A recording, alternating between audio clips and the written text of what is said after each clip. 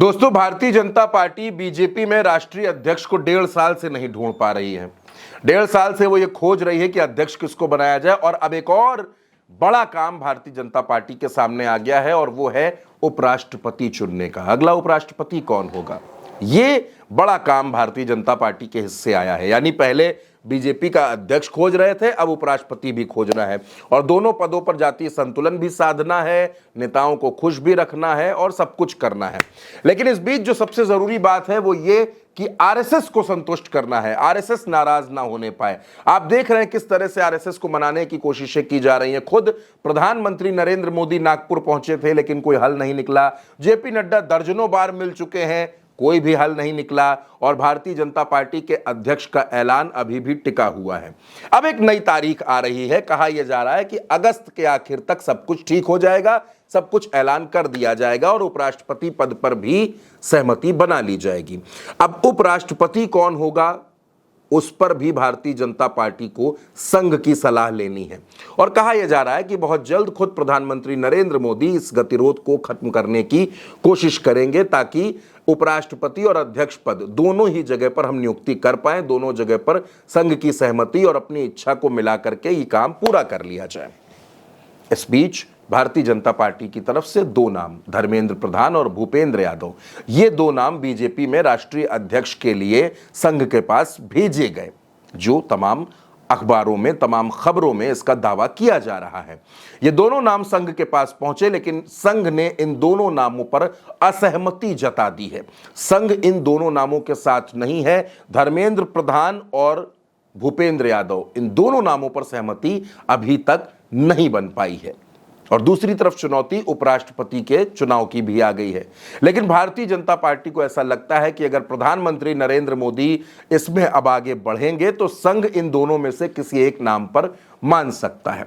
लेकिन आप मोहन भागवत के तेवर को जानते हैं, आप संघ के मिजाज को जानते हैं। संघ ने दो टूक कह दिया है, संजय जोशी मतलब संजय जोशी।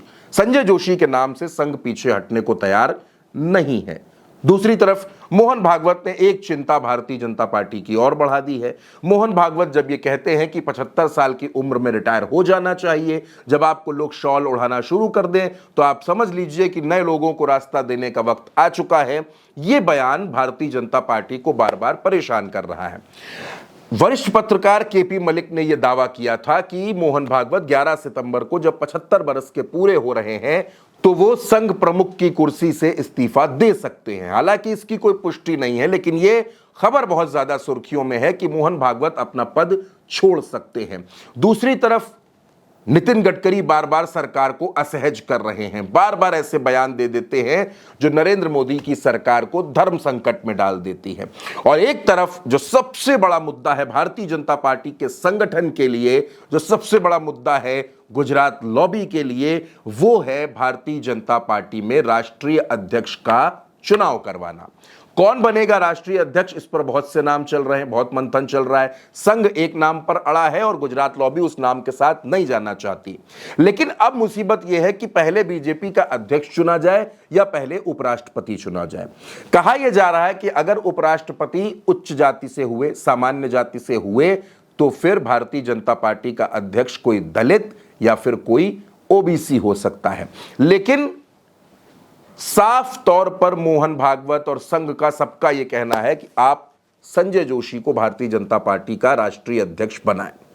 अब संजय जोशी अध्यक्ष बनेंगे या नहीं बनेंगे ये हम नहीं कह सकते, लेकिन दोस्तों हम इतना जरूर कह सकते हैं कि पेंच फंसा हुआ है। संघ और भारतीय जनता पार्टी के बीच में बहुत से मुद्दे ऐसे हैं जिनका हल निकलना अभी बाकी है, लेकिन वो हल निकल नहीं पा रहा है और लगातार मुश्किल बढ़ती जा रही है।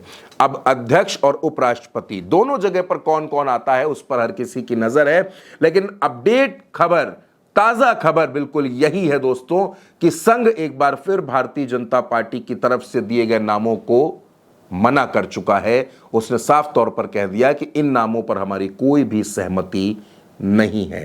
कौन बनेगा राष्ट्रीय अध्यक्ष और कौन बनेगा उपराष्ट्रपति, इस पर आप क्या सोचते हैं? कमेंट बॉक्स में अपनी राय हमें जरूर बताइएगा। फिलहाल के लिए इतना ही। नमस्कार।